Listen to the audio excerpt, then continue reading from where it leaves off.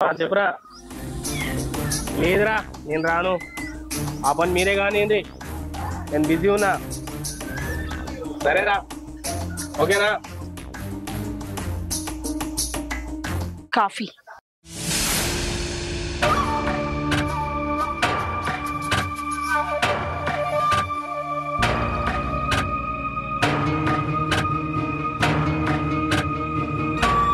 ఏంటే కాఫీనా ఇది?